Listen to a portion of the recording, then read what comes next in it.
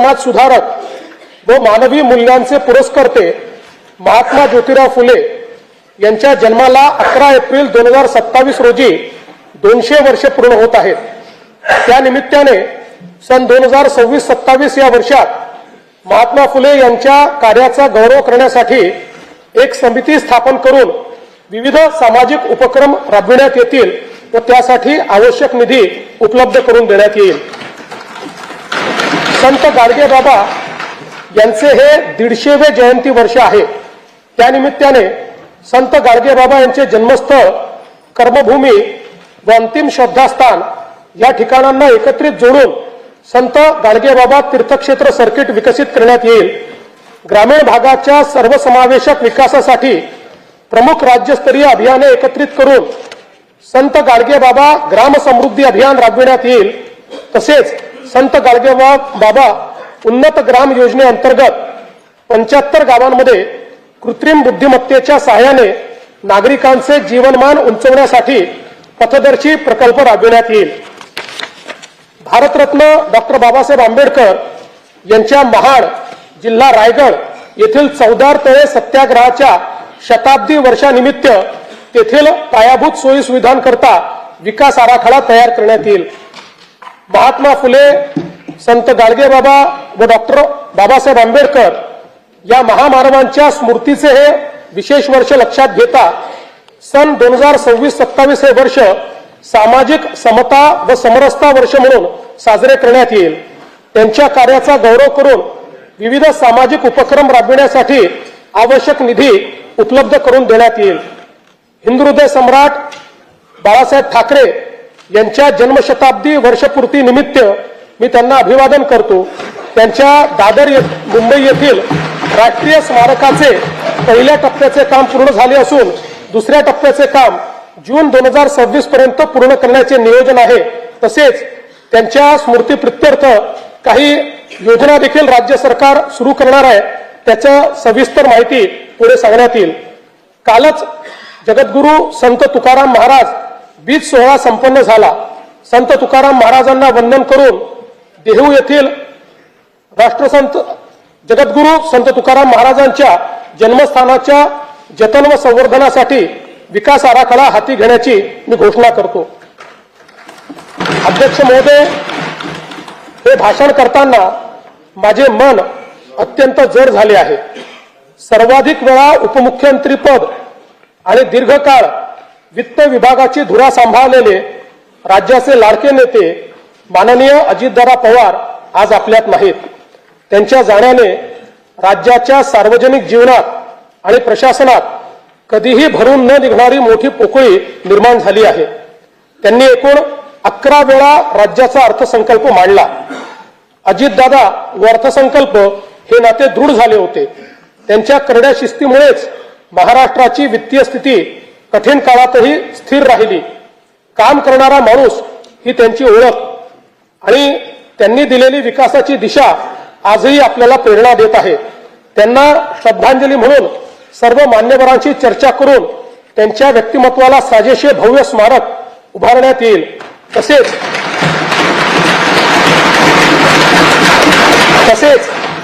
त्यांच्या नावे गतिमान नागरी सेवा पुरस्कार देण्यात येईल असे मी जाहीर करतो। दिवंगत अजितदादांच्या स्मृतींना आजचा हा अर्थसंकल्प मी समर्पित करतो। स्थानिक स्वराज्य संस्थांच्या निवडणुकीत जनतेने महायुतीवर अभूतपूर्व विश्वास दाखवला, त्याबद्दल मी तमाम जनतेचे आभार मानतो। स्थानिक स्वराज्य संस्थांच्या प्रगतीसाठी महायुती सरकार कटिबद्ध राहील याची मी ग्वाही देतो। 16व्या केंद्रीय वित्त आयोगाने केलेल्या शिफारसीनुसार पुढील 5 वर्षांमध्ये राज्यासाठी भरीव निधी प्राप्त होणार असून आपत्ती व्यवस्थापनासाठी केंद्र शासनाने वाढीव निधी देण्याबाबत राज्याची मागणी मान्य केली, याबद्दल मी भारताचे प्रधानमंत्री श्री नरेंद्र मोदीजी यांचे मनपूर्वक आभार मानतो। राज्य शासनाने देखील 6व्या वित्त आयोगाची स्थापना केली होती। या वित्त आयोगाने विहित वेळेमध्ये आपला अहवाल सादर केला। याकरिता आयोगाचे अध्यक्ष व सदस्य यांचे मी अभिनंदन करतो व त्यांना धन्यवाद देतो। हा अहवाल कृती अहवालासह माननीय राज्यपालांच्या मान्यतेनंतर पुढील अधिवेशनात सभागृहाच्या पटलावर ठेवण्याची कारवाई करण्यात येईल। आयोगाच्या शिफारसींचा अभ्यास करून प्रशासकीय सुधारणा व आर्थिक विकेंद्रीकरणाच्या माध्यमातून स्थानिक स्वराज्य संस्था सक्षम करण्याची कारवाई करण्यात येईल। 1 फेब्रुवारी 2026 रोजी केंद्र शासनाने युवा केंद्रित अर्थसंकल्प सादर केला। त्यात महाराष्ट्रातील पायाभूत सुविधांचा वेगाने विकास करण्याकरता भरीव अर्थसहाय्य केले आहे। मुंबई पुणे व पुणे हैदराबाद या प्रस्तावित जलदगती रेल्वे प्रकल्पांमुळे सकल राज्य उत्पादनात मोठी वाढ होण्यास मदत होणार आहे। राज्यातील जनतेच्या वतीने मी भारताचे लोकप्रिय पंतप्रधान माननीय नरेंद्र मोदीजी यांचे मनपूर्वक आभार मानतो। महाराष्ट्र हे देशाचे आर्थिक इंजिन असल्याने विकसित भारत 2047 च्या स्वप्नपूर्तीत आपला वाटा सर्वात मोठा असेल। राज्याची अर्थव्यवस्था सन 2047 पर्यंत $5 ट्रिलियन करणे हे राज्याचे मुख्य ध्येय आहे। या ध्येयाची पूर्तता करण्याच्या दृष्टीने विकसित महाराष्ट्र 2047 चे विजन डॉक्युमेंट जाहीर करण्यात आले आहे। त्यानुसार सन 2029-30 पर्यंत साध्य करावयाची अल्पकालीन उद्दिष्टे, राज्याचे अमृत महोत्सवी वर्ष सन 2035 पर्यंत साध्य करावयाची मध्यमकालीन उद्दिष्टे आणि भारतीय स्वातंत्र्याचे शताब्दी वर्ष सन 2047 पर्यंत साध्य करावयाची दीर्घकालीन उद्दिष्टे निश्चित करण्यात आली आहेत। राज्याच्या प्रादेशिक संतुलित विकासाला चालना देण्याकरता 4 प्रमुख स्तंभ ठरवण्यात आले आहेत। 1 प्रगतिशील, दुसरं शाश्वत, तिसरं सर्वसमावेशक आणि चौथं सुशासन। या 4 स्तंभाच्या अंतर्गत 16 उपक्षेत्रे निश्चित करण्यात आली आहेत। सन 2047 साली विकसित महाराष्ट्राची इमारत उभी करण्याकरिता इथून पुढे येणाऱ्या सर्व अर्थसंकल्पात विकसित महाराष्ट्राच्या संकल्पाचे प्रतिबिंब दिसणार आहे। या संकल्पाची दिशा कशी असेल हे या वर्षीच्या अर्थसंकल्पात मी स्पष्ट करणार आहे। जब इरादा बना लिया है ऊंची उड़ान का, भास्कर राव, जब इरादा बना लिया है ऊंची उड़ान का, फिर देखना फिजूल है कद आसमान का।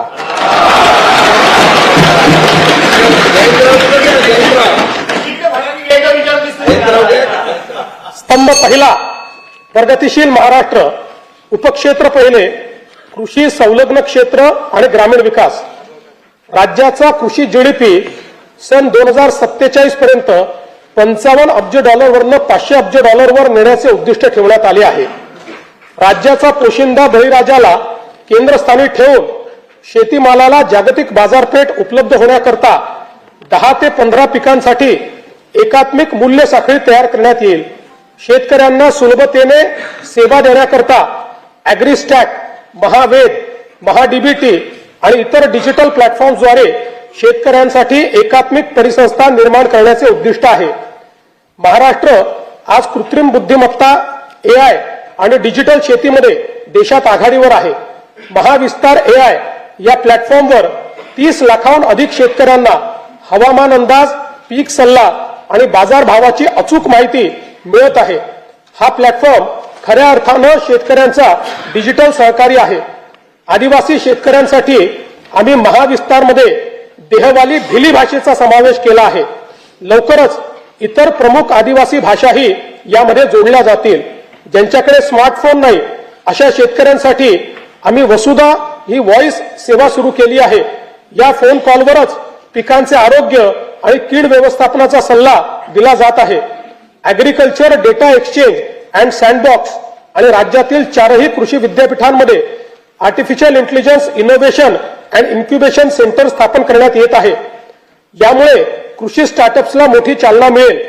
या आधुनिक तंत्रज्ञानामुळे शेतीच्या उत्पादन खर्चात 25% कमतरता होऊन शेतकऱ्यांचे उत्पन्न वाढण्यास मोठी मदत होणार आहे। कृषी क्षेत्रातील डेटा व डिजिटल सेवांच्या माध्यमातून शासनाच्या विविध योजनांचा लाभ शेतकऱ्यांपर्यंत जलद व पारदर्शकपणे पोहोचवण्यासाठी राज्यात ॲग्रीस्टॅक योजना राबविण्यात येत आहे। शेतकऱ्यांना फार्मर आयडी देण्यात महाराष्ट्र देशातील अग्रगण्य राज्य असून फेब्रुवारी 2026 पर्यंत 1,31,00,000 फार्मर आयडी तयार झाले आहेत। या योजनेत आम्ही आदिवासी वनपट्टेधारक शेतकरी यांचा देखील समावेश करत आहोत। कृषी समृद्धी योजनेअंतर्गत सन 2026-27 ते सन 2029-30 या 4 वर्षाच्या कालावधीत राज्यातील कृषी क्षेत्रात भांडवली गुंतवणूक वाढवून पायाभूत सुविधा निर्माण करण्यात येतील। राज्यात 5 लाख हेक्टर क्षेत्र नैसर्गिक शेतीखाली आणून सकस व पोषणयुक्त नैसर्गिक शेतीमाल उत्पादित करण्यासाठी आगामी 2 वर्षांमध्ये महाराष्ट्र नैसर्गिक शेती अभियान या नवीन योजनेची अंमलबजावणी करण्यात येणार आहे। गोपीनाथ मुंडे अपघात सानुग्रह अनुदान योजनेत शेतमजुरांचा देखील समावेश करण्यात येईल। राज्याच्या कृषी उत्पन्नात पशुपालनाचा वाटा 25% आहे। ही व्याप्ती वाढविण्यासाठी आम्ही मुख्यमंत्री ग्रामीण पशुधन उद्योजक योजना सुरू करत आहोत। पशुसंवर्धन आणि मत्स्य व्यवसायाला आता कृषी समकक्ष दर्जा देण्यात आला आहे। त्यामुळे या क्षेत्रालाही शेतीप्रमाणे सर्व पायाभूत सुविधा आणि सवलती मिळतील, ज्यामुळे मत्स्य आणि पशुजन्य उत्पादनात मोठी वाढ होईल।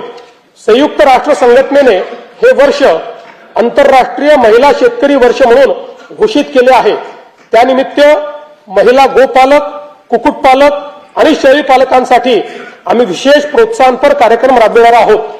मत्स्य व्यवसाय क्षेत्राच्या विकासासाठी प्रतिवर्षी 1240 कोटी रुपये आर्थिक भाराच्या मुख्यमंत्री मत्स्य संपदा योजनेस मान्यता देण्यात आली आहे।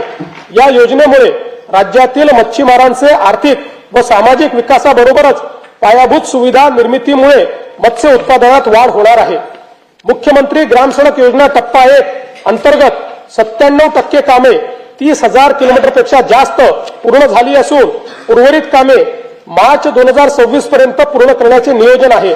टप्पा 2 अंतर्गत 2450 किलोमीटर रस्त्यांची कामे पूर्ण झाली असून उर्वरित कामे प्रगतीपथावर आहे। आता आम्ही टप्पा 3 घोषित करत असून त्या अंतर्गत 23,000 किलोमीटर लांबीचे रस्ते व पुलांची कामे हाती घेण्यात येतील। ग्रामीण भागातील शेतपालन रस्त्याच्या मजबूतीकरणासाठी पूर्ण यंत्रसामुग्रीच्या साहाय्याने जलद गतीने काम करण्याकरिता सोपी व सुलभ कार्यपद्धती असलेल्या मुख्यमंत्री बळीराजा शेतपालन रस्ते या नवीन योजनेस मान्यता देण्यात आली आहे।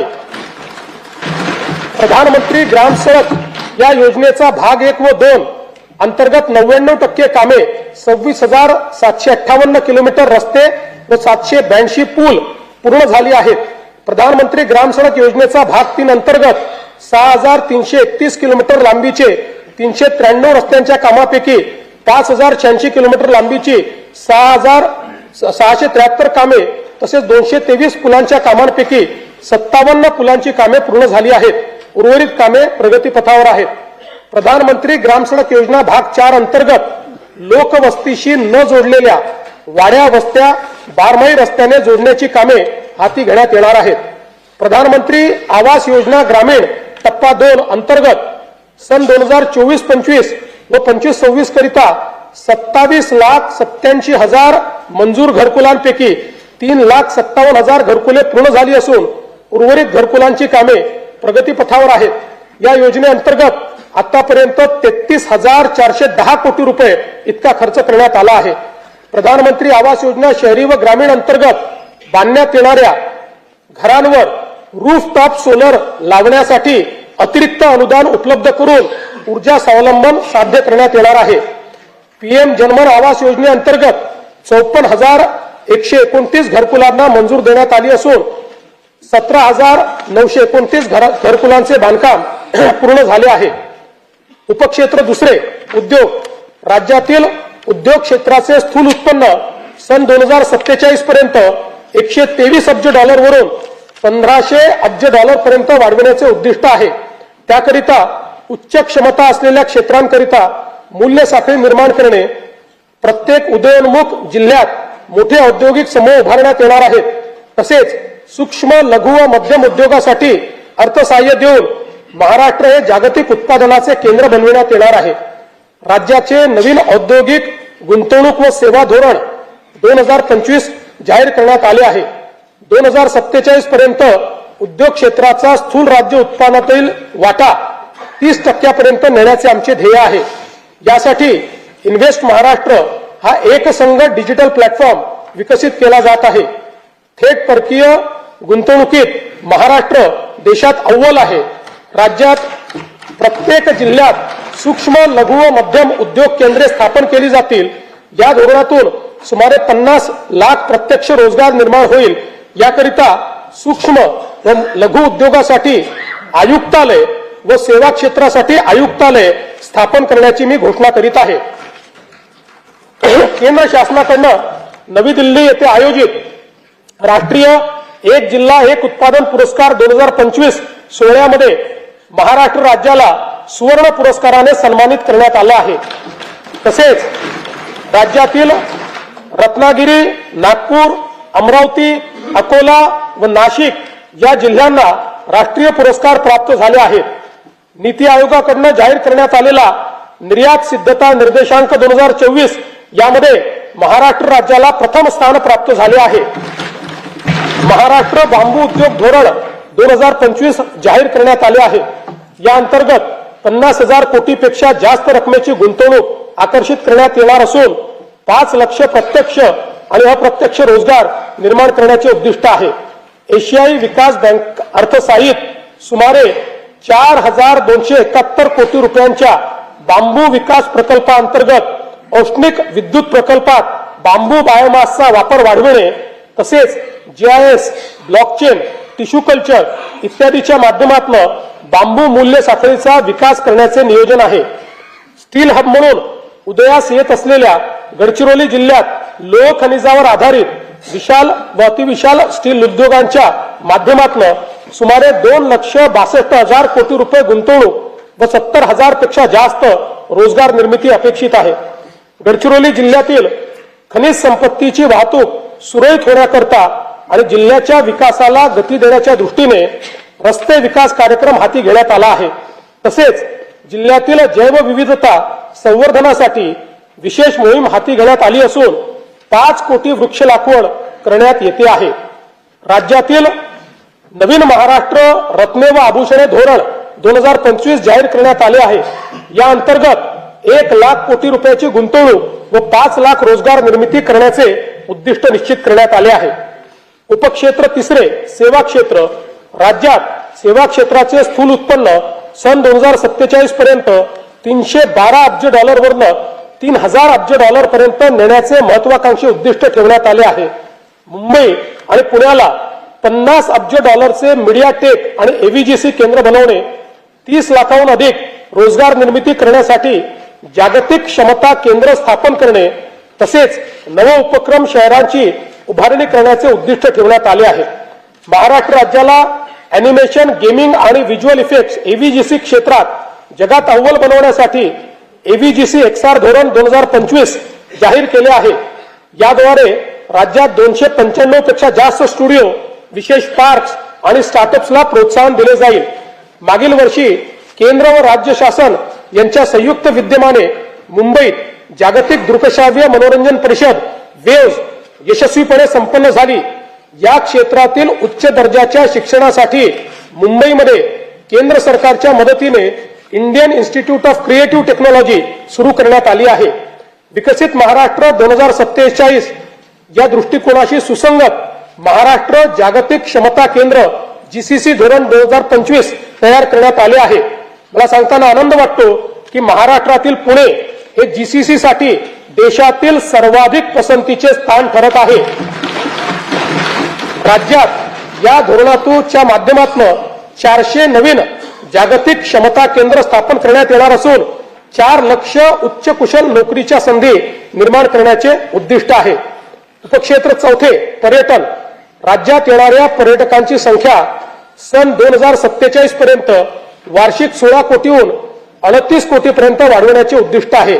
त्याकरिता मुंबई, सिंगापूर आणि दुबईमध्ये पर्यटन गुंतवणूक कक्ष सुरू करणे, खासगी गुंतवणूक आकर्षित करून जागतिक दर्जाची पर्यटन स्थळे व पर्यटन परिपथ विकसित करणे तसेच प्रवास 100% डिजिटाइज करून पर्यटन परिसंस्था निर्माण करण्याचे उद्दिष्ट ठेवण्यात आले आहे।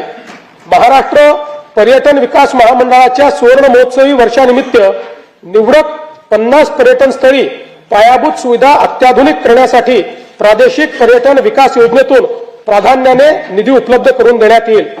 सातारा जिल्ह्यातील सह्याद्री पर्वत रांगांमध्ये बसलेला वासोटा किल्ला हा छत्रपती शिवाजी महाराजांच्या शौर्याचे आणि रणनीतीचे प्रतीक आहे।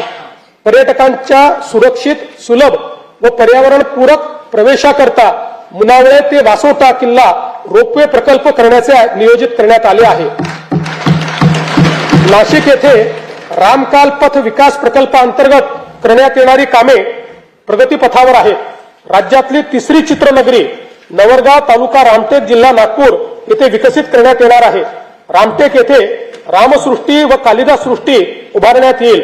तसेच महाकवी कालिदास यांचे जीवनचरित्र सर्वसामान्य जनतेला व नवीन पिढीला कळावे याकरिता चित्रपट निर्मितीसाठी आवश्यक ते सहकार्य केले जाईल।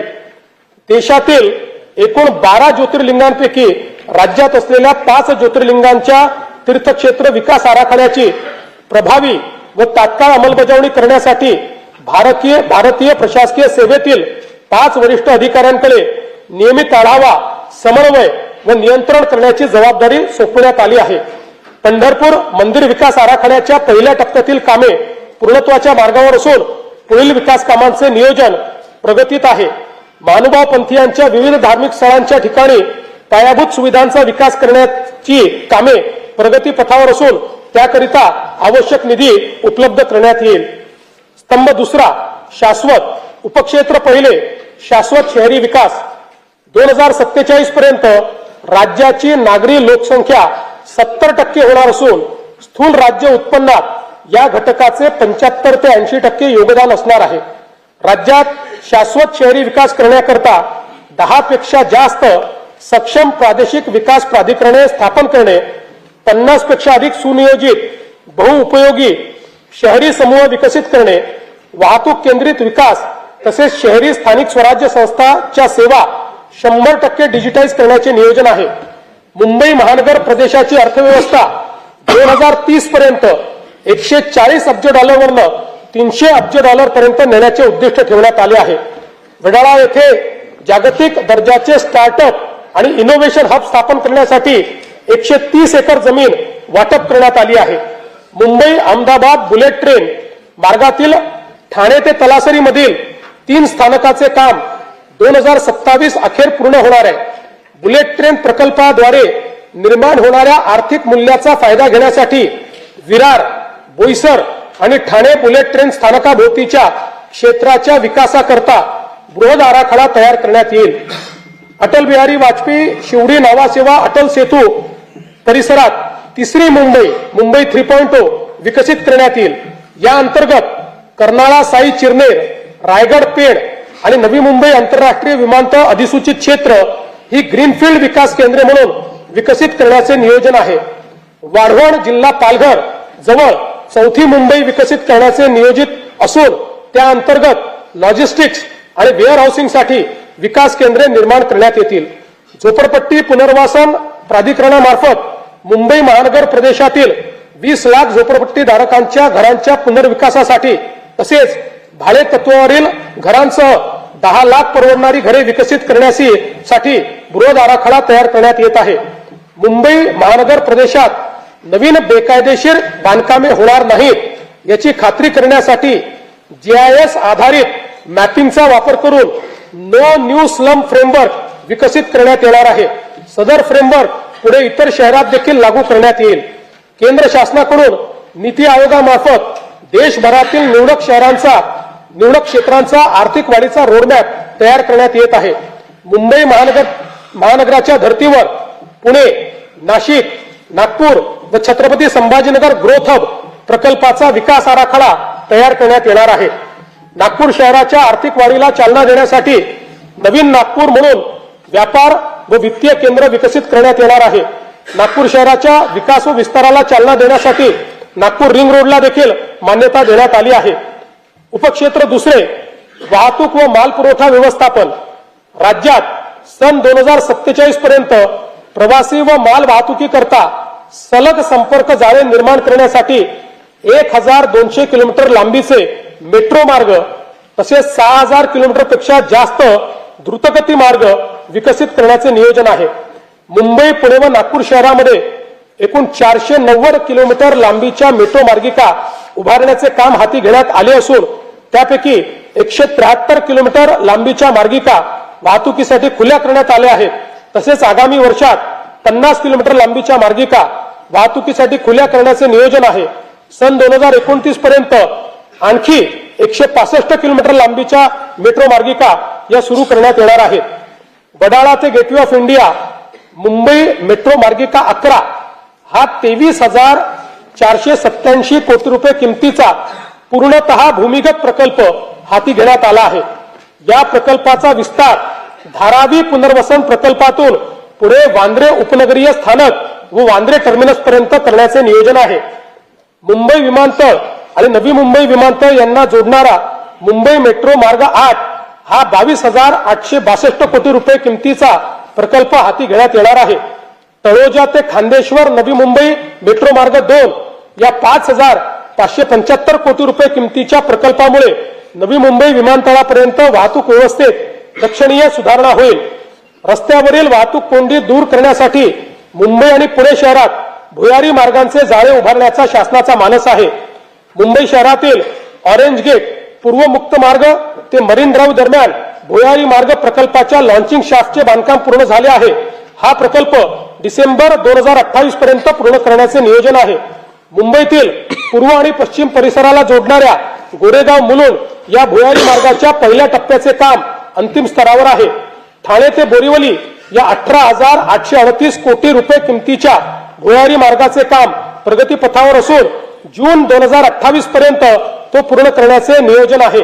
खारघर ते तुर्भे या सुमारे 6 किलोमीटर लांबीच्या 2,100 कोटी रुपये किमतीच्या भुयारी मार्गाचे काम सप्टेंबर 2028 पर्यंत पूर्ण करण्याचे नियोजन आहे। एकात्मिक भुयारी मार्ग रस्ता प्रकल्पांतर्गत वांद्रे वरळी सागरी सेतू ते बुलेट ट्रेन स्थानक, वांद्रे कुर्ला संकुल ते छत्रपती शिवाजी महाराज आंतरराष्ट्रीय विमानतळ जोडण्यात येणार आहे। गायमुख जंक्शन ते फाउंटन हॉटेल जंक्शन दरम्यान सुमारे 6 किलोमीटर लांबीचा भुयारी मार्ग व फाउंटन हॉटेल ते भाईंदर दरम्यान 9 किलोमीटर लांबीचा उन्नत मार्ग प्रस्तावित आहे। पूर्वेकडील अटल सेतू ते पश्चिमेकडील सागरी किनारा मार्ग आणि वांद्रे वरळी सागरी सेतू यांच्या दरम्यान सिग्नल विरहित वाहतुकीकरता शिवडी वरळी या उन्नत मार्गाचे काम प्रगतीपथावर असून सप्टेंबर 2026 पर्यंत हे काम पूर्ण करण्याचे नियोजन आहे। ऐरोली ते कटई नाका या उन्नत मार्गाचे भाग 3 चे काम हाती घेण्यात येत आहे। ठाणे ते नवी मुंबई आंतरराष्ट्रीय विमानतळ असा उन्नत मार्ग बांधण्याच्या प्रकल्पाला मान्यता देण्यात आली आहे। अटल सेतू ते मुंबई पुणे द्रुतगती मार्गापर्यंत 1,102 कोटी रुपये किमतीचा उन्नत मार्ग फेब्रुवारी 2027 पर्यंत पूर्ण करण्याचे नियोजन आहे। दक्षिण मुंबईला समृद्धी महामार्गाशी थेट जोडण्याकरता छेडानगर ते आनंदनगर व आनंदनगर ते साकेत ठाणे या उन्नत मार्गाचे काम डिसेंबर 28 पर्यंत पूर्ण करण्याचे नियोजन आहे। तसेच साकेत ते आमणे या उन्नत मार्गाच्या कामाचा प्रकल्प अहवाल तयार करण्यात येत आहे। स्वातंत्र्यवीर सावरकर वांद्रे वर्सोवा सागरी सेतू या 18,121 कोटी रुपये किमतीच्या प्रकल्पाचे 4ही टप्प्याचे काम प्रगतीत असून हा प्रकल्प मे 2028 पर्यंत अखेरपर्यंत पूर्ण करण्याचे नियोजन आहे। वर्सोवा दहिसर भाईंदर या 22,166 कोटी रुपये किमतीच्या सुमारे 60 किलोमीटर लांबीचा किनारी मार्ग प्रगतीत असून डिसेंबर 28 अखेरपर्यंत पूर्ण करण्याचे नियोजन आहे।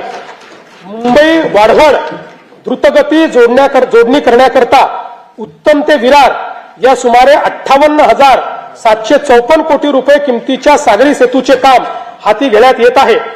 बाळकुम ते गायमुख या ठाणे किनारी रस्ता प्रकल्पाचे काम प्रगतीपथावर असून प्रकल्प डिसेंबर 2028 पर्यंत पूर्ण करण्याचे नियोजन आहे। अटल सेतूला नवी मुंबई आंतरराष्ट्रीय विमानतळाशी जोडण्याकरता उल्वे किनारी मार्गाचे काम जुलै 2026 पर्यंत पूर्ण करण्याचे नियोजन आहे। पनवेल ते कर्जत या 2,782 कोटी रुपये किमतीच्या प्रकल्पाचे काम अंतिम टप्प्यात असून तो लवकरच वाहतुकीसाठी खुला करण्याचे नियोजन आहे। मुंबई नागरी परिवहन प्रकल्प 3B या 14,907 कोटी रुपये किमतीच्या कामास मान्यता देण्यात आली असून त्यात राज्य शासनाचा 50% आर्थिक सहभाग आहे। या प्रकल्पांतर्गत बदलापूर कर्जत, आसनगाव ते कसारा पनवेल ते वसई या दरम्यान सुमारे 69 किलोमीटर लांबीचे नवीन उपनगरीय रेल्वे कॉरिडॉर प्रस्तावित आहेत. पुणे लोणावळा तिसऱ्या व चौथ्या रेल्वे मार्गिकेच्या 5100 कोटी रुपये किमतीच्या प्रकल्पास मान्यता देण्यात आली आहे.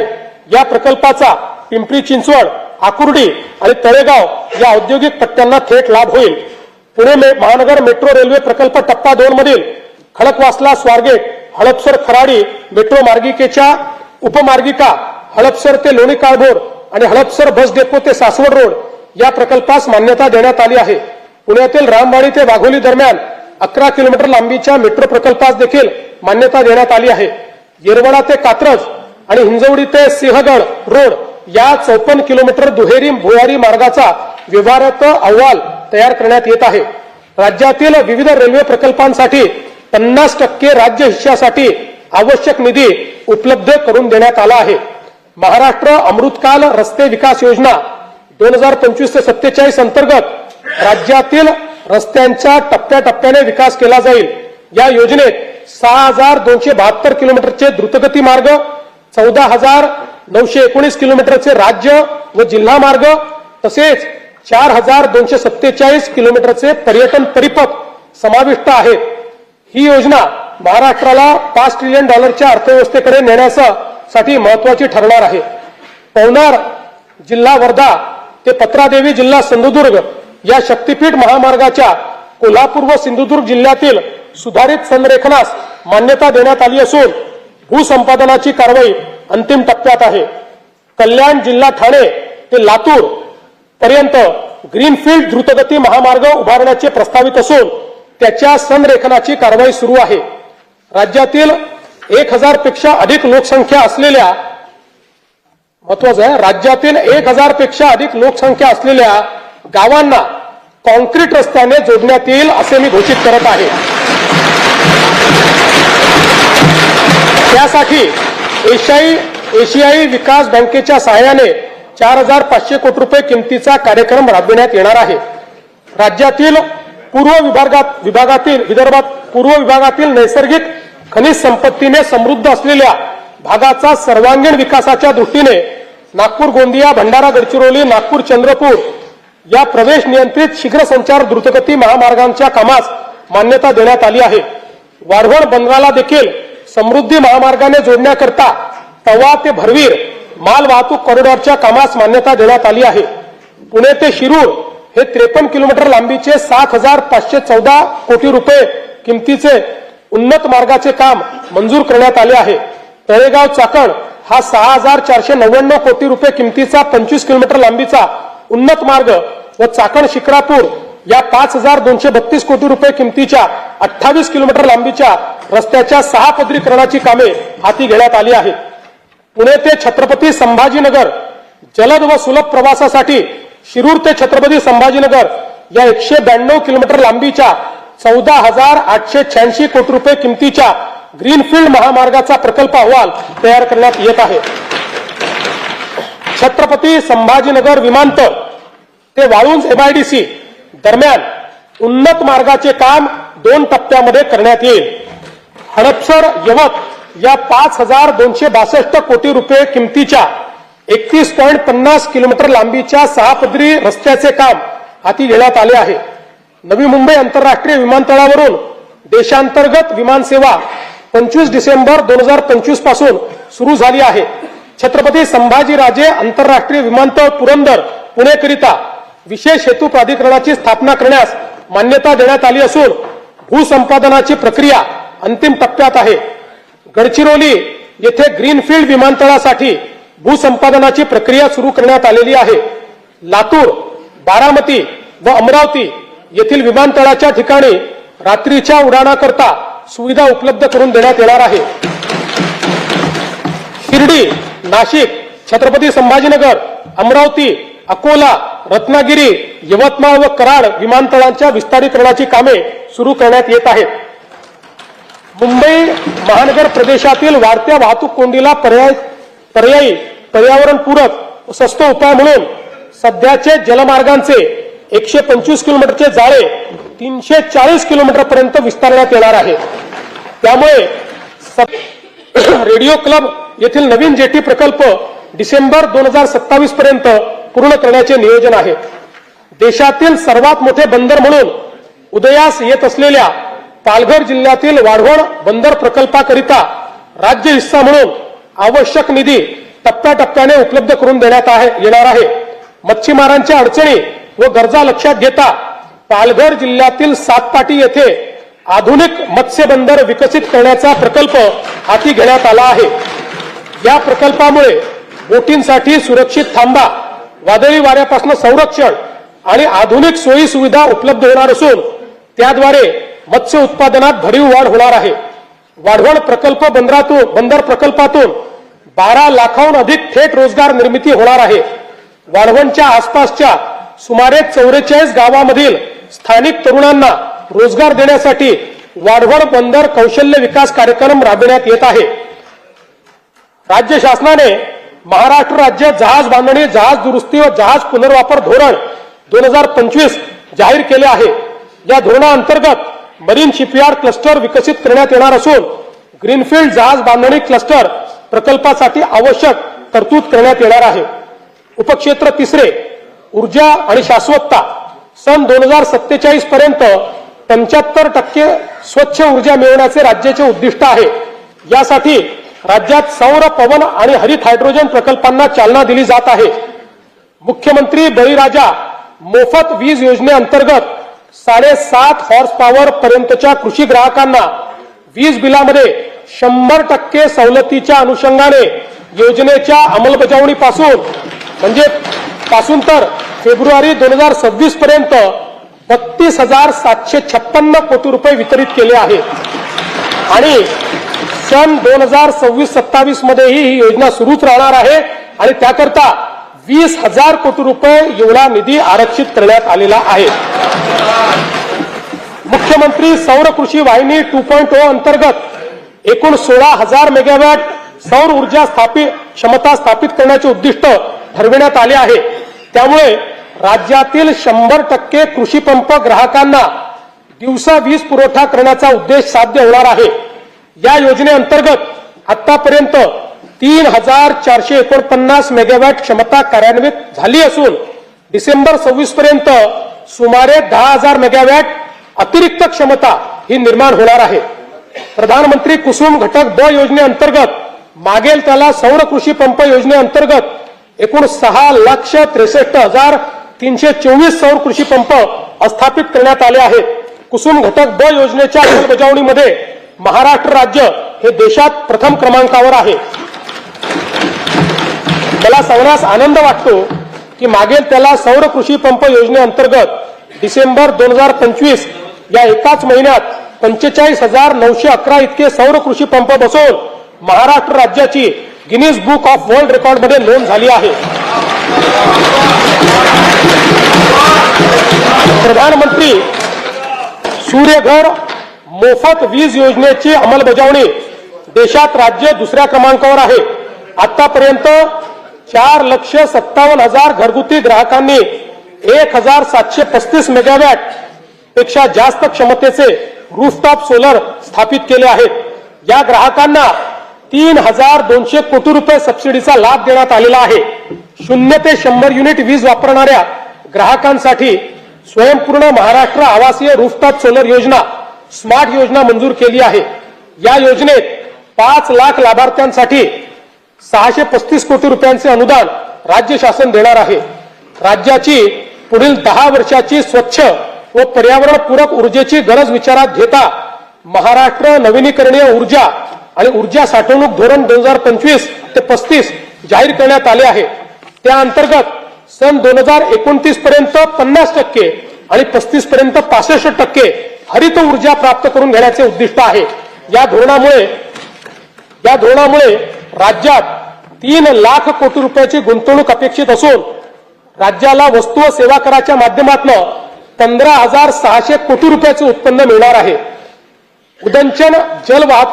उदंचन जलविद्युत प्रकल्प विकासनाच्या धोरणाअंतर्गत आतापर्यंत एकूण 55 उदंचन प्रकल्पांसाठी सामंजस्य करार करण्यात आले असून याद्वारे 78,215 मेगावॅट वीज निर्मिती अपेक्षित आहे. या प्रकल्पातून 4,16,000 कोटीची गुंतवणूक व 1,28,000 रोजगार निर्मिती होणार आहे। सध्या परिस्थितीत 6 प्रकल्पांचे काम सुरू झाले असून त्यातून 10,300 मेगावॅट क्षमता निर्माण होणार आहे। राष्ट्रीय वन धोरण 1988 अनुसार राज्याच्या एकूण भौगोलिक क्षेत्रापैकी किमान 33% क्षेत्र वन व वृक्ष आच्छादित असणे अपेक्षित आहे। पर्यावरण संवर्धन, हवामानाच्या बदलाशी लढा आणि ग्रामीण रोजगार निर्मिती या त्रिसूत्रीवर महाराष्ट्रातील हरित क्षेत्र वाढविण्यासाठी 300 कोटी वृक्ष लागवडीची मोहीम हाती घेण्यात येईल। उपक्षेत्र 4 पाणी व्यवस्थापन सन 2047 पर्यंत पाण्याची लागणारी गरज विचारात घेऊन ग्रामीण व शहरी भागात विहित मानकानुसार पाणी उपलब्धतेची सुनिश्चिती केली जाईल। प्रत्येक नागरी व ग्रामीण स्थानिक स्वराज्य संस्थेचे जललेखा परीक्षण करून शाश्वत पाणी वापर संस्था निर्माण करण्याचे उद्दिष्ट आहे। डिजिटल, प्रमाणित आणि ऑनलाईन जलसंपत्तीची माहिती प्राप्त होण्याकरता राज्य जल माहिती केंद्र स्थापन करण्यात येणार आहे। या केंद्राची इमारत नाशिक येथे प्रस्तावित असून या केंद्रासाठी एकूण 71 कोटी 20 लक्ष रुपये इतका खर्च अपेक्षित आहे। वैनगंगा नळगंगा नदीजोड योजनेच्या 94,968 कोटी रुपये किमतीच्या प्रकल्पास प्रशासकीय मान्यता देण्यात आली आहे। वैतरणा व उल्हास खोऱ्यातील 54 टीएमसी अतिरिक्त पाणी गोदावरी खोऱ्यात वळवण्याचे प्रस्तावित असून सविस्तर प्रकल्प अहवाल तयार करण्याची कारवाई सुरू आहे। दमणगंगा वैतरणा गोदावरी नदीजोड प्रकल्पाच्या 13,497 कोटी रुपये किमतीच्या कामास प्रशासकीय मान्यता देण्यात आली आहे। नार पार गिरणा नदीजोड प्रकल्पाच्या 7,465 कोटी रुपये किमतीच्या कामास प्रशासकीय मान्यता देण्यात आली आहे। दमणगंगा एकदरे गोदावरी नदीजोड प्रकल्पाच्या एकूण 2,213 कोटी रुपयाच्या कामास मान्यता देण्यात आली आहे।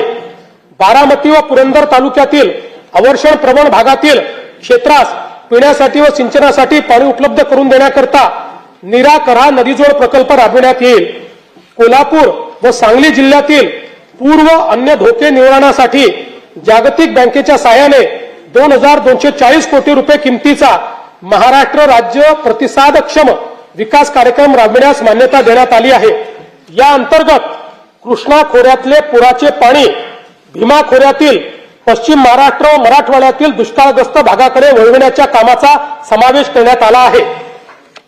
हवामानाचा अंदाज व्यक्त करणाऱ्या अनेक संस्थांनी सन 2026 मध्ये अल निनोच्या संभाव्य प्रभावामुळे मान्सूनच्या पावसावर परिणाम होऊन दुष्काळ सदृश्य परिस्थिती निर्माण होण्याची शक्यता व्यक्त केली आहे।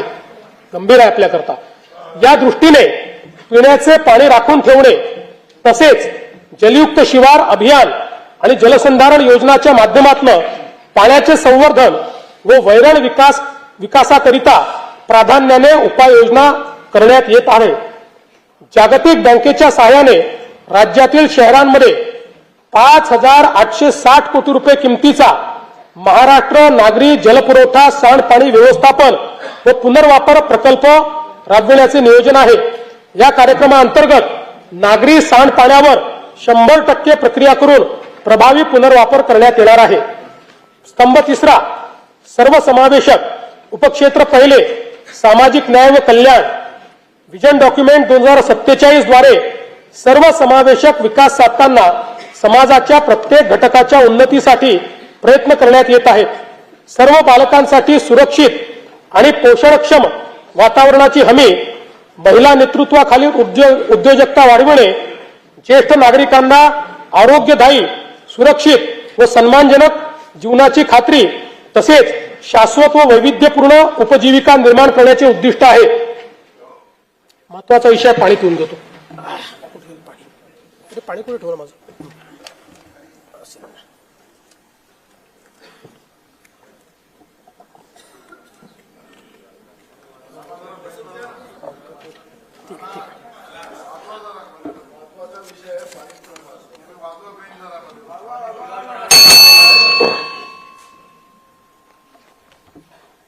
आम्ही राज्यातील शेतकऱ्यांसाठी कर्जमाफी योजना राबविण्याचे आश्वासन दिले होते.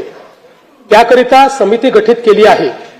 राज्यातील 30 सप्टेंबर 2025 रोजी पीक कर्ज थकीत असणाऱ्या पात्र शेतकऱ्यांना 2 लाख रुपयापर्यंत कर्जमाफी देणारी पुण्यश्लोक अहिल्यादेवी होळकर शेतकरी कर्जमाफी योजना मी आज जाहीर करीत आहे.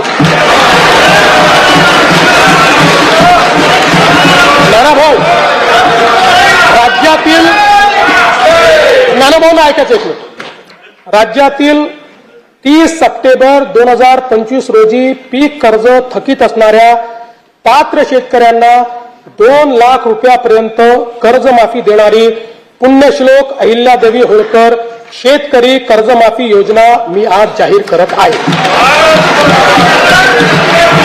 जे शेतकरी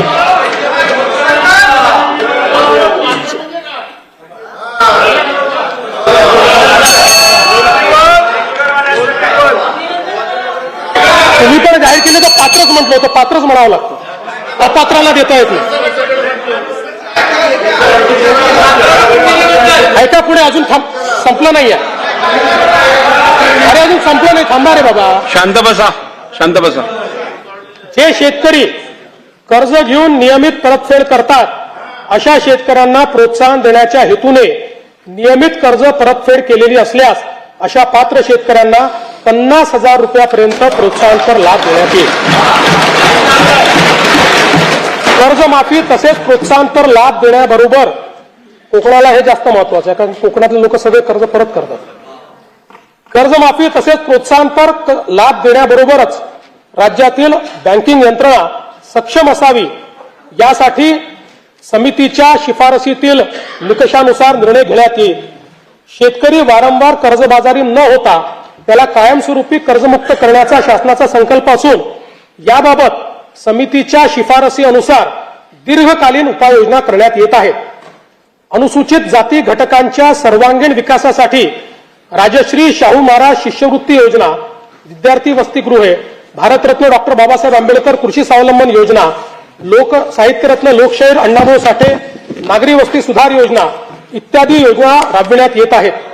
महात्मा फुले मागासवर्गीय विकास महामंडळ, साहित्यरत्न लोकशाहीर अण्णाभाऊ साठे विकास महामंडळ, संत रोहिदास चर्मोद्योग आणि चर्मकार विकास महामंडळाद्वारे अनेक योजना राबविण्यात येत आहेत.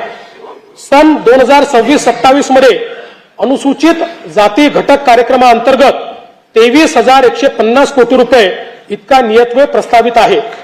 माननीय सर्वोच्च न्यायालयाच्या आदेशानुसार राज्यातील अनुसूचित जातींच्या आरक्षणाचे उपवर्गीकरण करण्याकरिता प्रारूप आराखडा करण्याच्या दृष्टीने समिती गठीत करण्यात आली आहे. समितीचा अहवाल लवकरच अपेक्षित असून शिफारसीनुसार समुचित लाभ देण्याची पुढील आवश्यक कारवाई करण्यात येईल. आदिवासी समाजाच्या सर्वांगीण विकासासाठी राणी दुर्गावती महिला सक्षमीकरण योजना, शबरी आदिवासी वित्त विकास महामंडळ, डॉक्टर एपीजे अब्दुल कलाम अमृतहार योजना, नमो आदिवासी स्मार्ट शाळा अभियान, आदर्श आश्रम शाळा, भगवान बिरसा मुंडा जोड रस्ते योजना, ठक्करवापा आदिवासी विकास योजना तसेच पंडित दीनदयाल उपाध्याय स्वयं योजना आदी कार्यक्रम राबविण्यात येत आहेत. बिरसा मुंडा कृषी क्रांती योजनेत विंधन विहिरी व सौर पंप हा घटक वनक्षेत्रालगतच्या गावातील आदिवासी शेतकऱ्यांना अनुज्ञेय करण्यात आला आहे. कातकरी, कोलाम आणि माडिया या आदिम जमाती तसेच पारधी समाजाच्या सर्वांगीण विकासासाठी विशेष पॅकेजद्वारे निधी राखीव ठेवण्यात येणार आहे. सन 2026-27 मध्ये आदिवासी घटक कार्यक्रमाकरता 21,723 कोटी रुपये इतका नियतव्यय प्रस्तावित आहे. इतर मागासवर्ग, विमुक्त जाती, भटक्या जमाती तसेच विशेष मागास प्रवर्गातील समाजाच्या सर्वांगीण विकासासाठी वसंतराव नाईक विमुक्त जाती व भटक्या जमाती विकास महामंडळ, महाराष्ट्र राज्य इतर मागासवर्गीय वित्त आणि विकास महामंडळाअंतर्गत विविध योजना राबविण्यात येत आहेत. ऊसतोड कामगारांच्या मुलामुलींसाठी संत भगवान बाबा शासकीय वसतिगृह योजना, आश्रमशाळा, विद्यानिकेतन, क्रांतीज्योती सावित्रीबाई फुले शिष्यवृत्ती योजना, डॉक्टर पंजाबराव देशमुख वसतिगृह योजना, वसंतराव नाईक तांडा वस्ती सुधार योजना आदी कार्यक्रम राबविण्यात येत आहेत. धनगर व गोवारी समाजातील लाभार्थ्यांसाठी विविध योजना राबवण्यात येत आहेत. या सर्व योजनांकरता पुरेसा निधी उपलब्ध करून देण्यात येईल. विविध समाज घटकांसाठी रोजगाराभिमुख प्रशिक्षण कार्यक्रम, विद्यार्थ्यांना अधिक छात्रवृत्ती तसेच संशोधनाचे काम करण्यासाठी सारथी, बार्टी, आरटी, TRTI, महाज्योती, वनारटी, अमृत आणि मार्टी या संस्था कार्यरत आहेत. या सर्व संस्थांसाठी पुरेशी तरतूद करण्यात आली आहे. तृतीय पंथीयांच्या सर्वांगीण विकासासाठी धोरण जाहीर करण्यात आले असून त्यांच्या स्वयंरोजगार व व्यवसायासाठी बीज भांडवल उपलब्ध करून देण्यास मान्यता देण्यात आली आहे.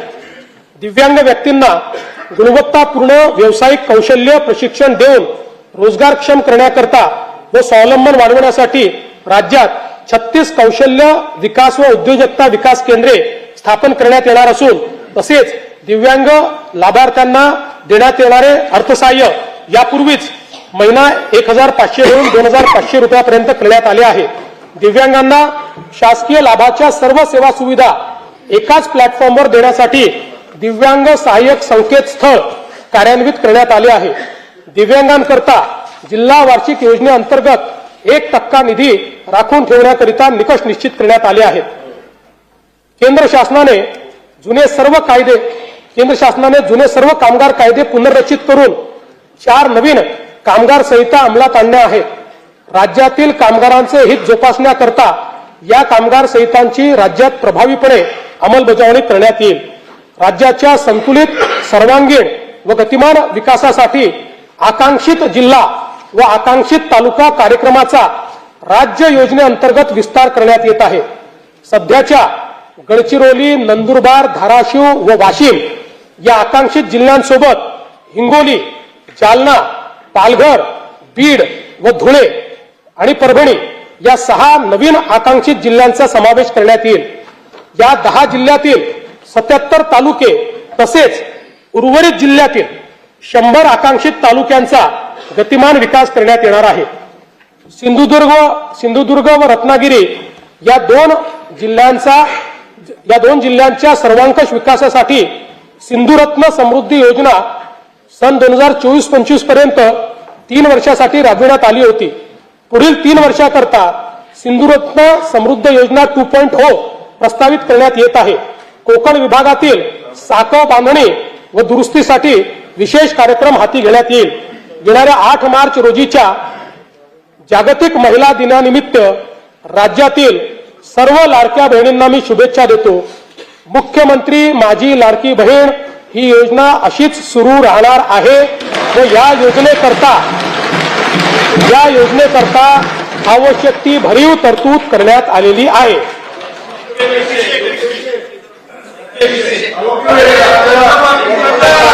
काळजी करू नका.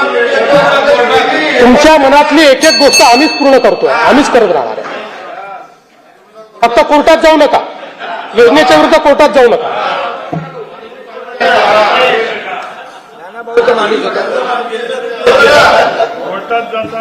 सध्या राज्यातील सर्व जिल्ह्यांमध्ये एकल महिलांचे सर्वेक्षण चालू असून ते पूर्ण झाल्यानंतर त्याचे उचित विश्लेषण करून एकल महिलांच्या कल्याणासाठी सुयोग्य धोरण आणले जाईल. महाराष्ट्र ग्रामीण जीवनोन्नती अभियानाअंतर्गत आतापर्यंत सुमारे 37 लाख लखपती दिदी झाल्या आहेत. सन 2026-27 मध्ये आणखी 25 लाख बहिणींना लखपती दिदी करण्याचे उद्दिष्ट आहे. महाराष्ट्र राज्य ग्रामीण जीवनोन्नती अभियानाअंतर्गत स्थापन करण्यात आलेल्या महिला स्वयंसहायता समूहांच्या वस्तू व उत्पादन विक्रीसाठी हक्काची बाजारपेठ मिळवून देण्याकरता पहिल्या टप्प्यामध्ये 13 जिल्ह्यांमध्ये उमेद मॉल जिल्हा विक्री केंद्र उभारणीस मान्यता देण्यात आलेली आहे. उपक्षेत्र 2 शिक्षण व कौशल्य विकास. राज्यात 100% मूलभूत साक्षरता व संख्याज्ञान 80%हून अधिक पदवीधरांसाठी रोजगार निर्मितीचे उद्दिष्ट आहे. राष्ट्रीय व आंतरराष्ट्रीय विद्यार्थ्यांना आकर्षित करण्यासाठी 8 ते 10 शैक्षणिक शहरांची उभारणी करणे, युवकांना उद्योग केंद्रीय आणि कौशल्य विकास शिक्षणाद्वारे सुसज्जित करणे, नवोन्मेष आणि उद्योजकतेला प्रोत्साहन देणारे प्रतिभा केंद्र निर्माण करण्याचे नियोजित आहे. नवी मुंबई आंतरराष्ट्रीय विमानतळाच्या परिसरात भारतातील पहिली आंतरराष्ट्रीय दर्जाची एज्युसिटी विकसित करण्यात येत आहे. यामध्ये USA, UK, ऑस्ट्रेलिया व इटली या देशातील 6 आंतरराष्ट्रीय विद्यापीठांशी सामंजस्य करार करण्यात आले आहेत. या सर्व विद्यापीठांचे अभ्यासक्रम याच वर्षी सुरू होणार असून या उपक्रमांमुळे राज्यात राष्ट्रीय व आंतरराष्ट्रीय विद्यार्थी ज्ञानार्जना करता येतील. अमरावती शहरातील शिक्षण विभागाची सर्व कार्यालये एकत्रित आणण्यासाठी डॉक्टर पंजाबराव देशमुख शैक्षणिक संकुलाची उभारणी करण्यात येईल. राज्यातील राज्यस्तरीय विज्ञान प्रदर्शनात विशेष प्रावीण्य मिळविणाऱ्या विद्यार्थ्यांचे मनोबल वाढविण्यासाठी आपण बक्षीस रकमेत मोठी वाढ केली आहे. विद्यार्थ्यांमध्ये विज्ञानाची ओढ निर्माण करण्यासाठी मुख्यमंत्री विज्ञानधारी उपक्रमाअंतर्गत विद्यार्थ्यांना इस्रो आणि अमेरिकेतील नासा या जगप्रसिद्ध संस्थांना भेट देण्याची संधी उपलब्ध करून देण्यात येणार आहे.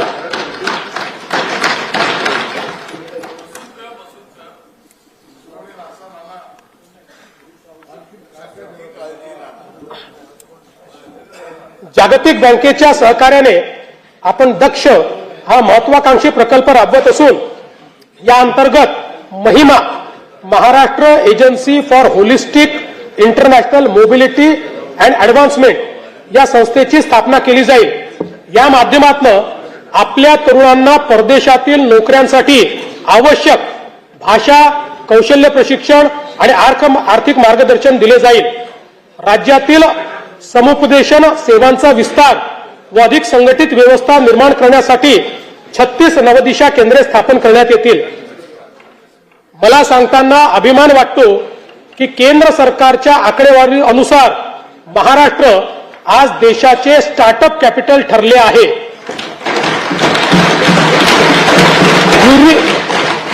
युनिकॉर्न्सच्या संख्येतही आपलेच राज्य देशात प्रथम क्रमांकावर आहे. राज्याला जागतिक केंद्र बनवण्यासाठी आम्ही नवीन स्टार्टअप व नाविन्यता धोरण 2025 जाहीर केले आहे. पुढील 5 वर्षात 1,25,000 उद्योजक घडवणे आणि 50,000 स्टार्टअप्सला बळ देणे हे आमचे उद्दिष्ट आहे. तळागाळातील नवउद्योजकांना आर्थिक बळ देण्यासाठी आपण मुख्यमंत्री उद्योजकता महाफंड स्थापन करत आहोत. यातून निवडक स्टार्टअप्सला थेट आर्थिक मदत दिली जाईल. या उपक्रमाअंतर्गत 50 सर्वोत्तम स्टार्टअप्सची निवड केली जाईल. त्यांना त्यांचे नाविन्यपूर्ण प्रकल्प शासकीय विभागामध्ये राबविण्यासाठी 25 लाख रुपयापर्यंतची कामे निविदेशिवाय थेट दिली जातील. चर्मकला डिझाईन व उत्पादन अद्ययावत केंद्र बांद्रा मुंबई येथे स्थापन करण्याचे प्रस्तावित आहे. यामध्ये नाविन्यता आणि उद्योजकता केंद्रासह सर्व सुविधा असलेली बहुमजली इमारत बांधण्याचे प्रस्तावित आहे. आदिवासी जमातीतील युवांना नाविन्यतेवर आधारित उद्योजक आणि उद्योग निर्माते बनवण्यासाठी राज्यात Bharat innovation research startup for आत्मनिर्भरता म्हणजे बिरसा ही योजना राबविण्यास मान्यता देण्यात आली आहे. उपक्षेत्र 3 आरोग्य सर्व स्तरावरील नागरिकांसाठी सुलभ किफायतशीर व गुणवत्तापूर्ण आरोग्य सेवेची सुनिश्चिती करणे व त्याद्वारे राज्यातील नागरिकांचे सरासरी आयुर्मान वाढविणे यासाठी आरोग्य सेवांचा विस्तार करून ती शेवटच्या टप्प्यापर्यंत सर्व नागरिकांना पोहोचवण्याचे उद्दिष्ट आहे. विशेषज्ञ आरोग्य सेवा आणि संशोधनासाठी परिसंस्था म्हणून मेडिसिटीज स्थापन करण्याचे उद्दिष्ट आहे. प्राथमिक, द्वितीयक आणि तृतीयक आरोग्य सेवांचा विस्तार करण्याचे नियोजन आहे. ताणतणाव, जीवनशैलीजन्य आजार, मानसिक आरोग्य तसेच प्रतिबंधात्मक आरोग्य सेवेसाठी सातारा जिल्ह्यातील दरे परिसरात निसर्गोपचार केंद्र उभारण्यात येईल. तसेच मुंबई महानगर परिसरात वैदिज्ञान, संगीत परंपरेवर आधारित वेलनेस उत्कृष्टता केंद्र विकसित करण्यात येईल.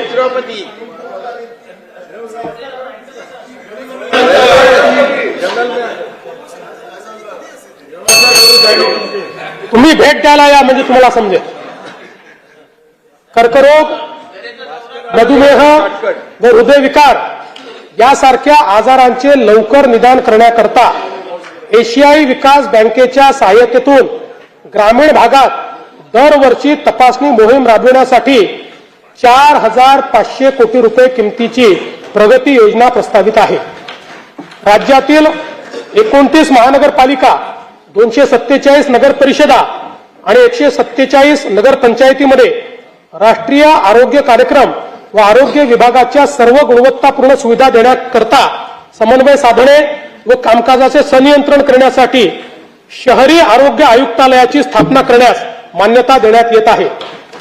राज्यात डिजिटल सार्वजनिक आरोग्य परिसंस्था निर्माण करण्यासाठी महाराष्ट्र डिजिटल आरोग्य तंत्रज्ञान अभियान राबविण्यात येईल.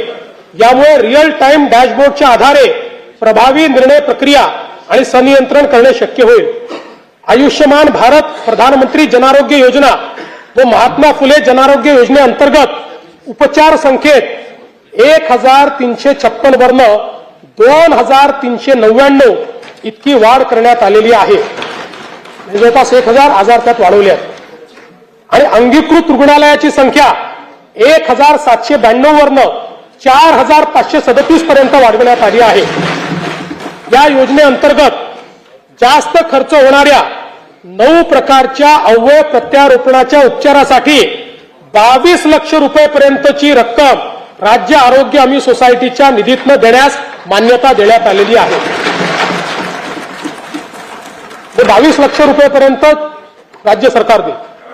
सार्वजनिक आरोग्याच्या सर्वंकष उन्नतीसाठी एम्स व आयएमच्या धर्तीवर उच्च गुणवत्तेच्या प्रशिक्षण व संशोधनासाठी नागपूर येथे भारतीय सार्वजनिक आरोग्य संस्थेच्या सहकार्याने महाराष्ट्र सार्वजनिक आरोग्य संस्था स्थापन करण्यात येईल.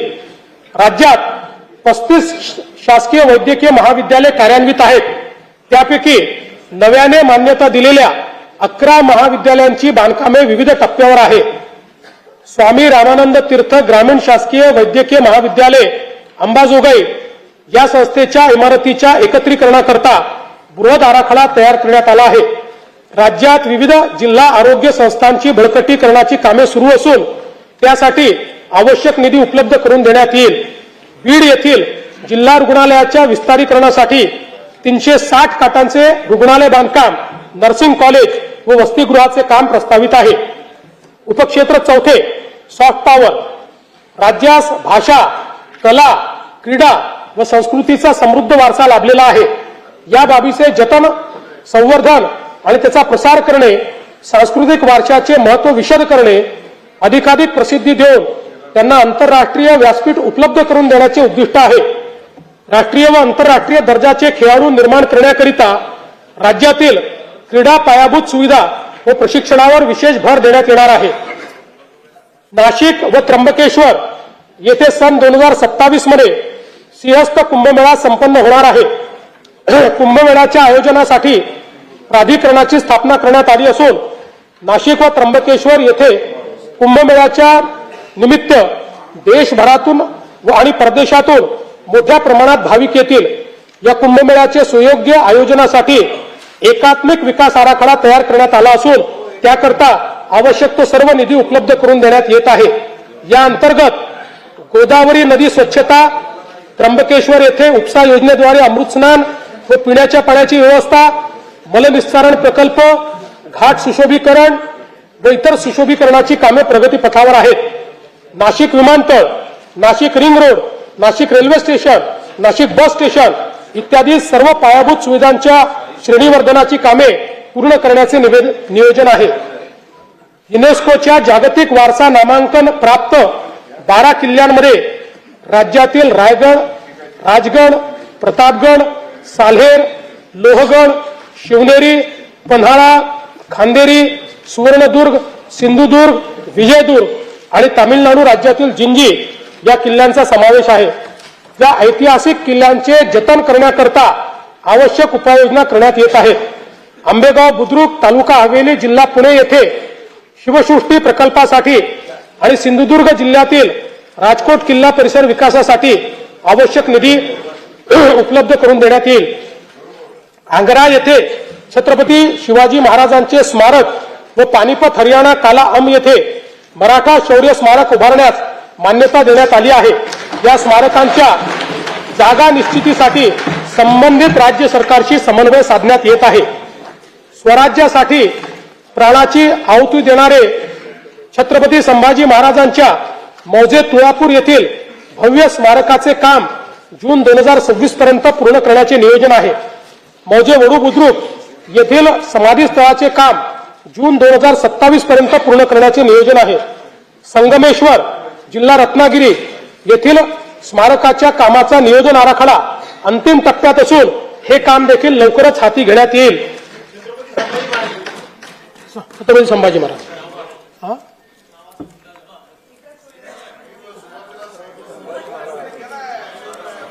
त्याच्यात धर्मवीर स्वराज्य रक्षक म्हणायचं राहिलं ते आता ऍड करतो. धर्मवीर स्वराज्य रक्षक छत्रपती संभाजी महाराज. सातारा जिल्ह्यातील अजिंक्यतारा किल्ल्याचे तसेच संगम माहुली सातारा येथील महाराणी ताराबाई आणि छत्रपती शाहू महाराज यांच्या समाधी स्थळाचे जतन संवर्धन व जीर्णोद्धार करण्यात येईल. थोर समाज सुधारक महात्मा ज्योतिराव फुले यांचे जन्मगावी मौजे कटगुण तालुका खटाव जिल्हा सातारा येथे भव्य स्मारक उभारण्याचे प्रस्तावित आहे. ज्ञानज्योती सावित्रीबाई फुले यांचे जन्मगाव नायगाव तालुका खंडाळा जिल्हा सातारा येथे स्मारक व महिला प्रशिक्षण केंद्र उभारण्याची साठी मान्यता देण्यात आली आहे. मराठी भाषेतील साहित्य व ग्रंथ अन्य भाषांमध्ये तसेच अन्य भाषातील दर्जेदार साहित्य मराठी भाषेमध्ये अनुवादित करण्यासाठी यशवंतराव चव्हाण महाराष्ट्र अनुवाद अकादमी स्थापन करण्याचे प्रस्तावित आहे. वनसंपदेने समृद्ध चंद्रपूर जिल्ह्यातील बल्लारपूर येथील सागवान वारशाचे जतन संशोधन व जनजागृतीसाठी टिंबर म्युझियम व झायलेरियम उभारण्याचे प्रस्तावित आहे.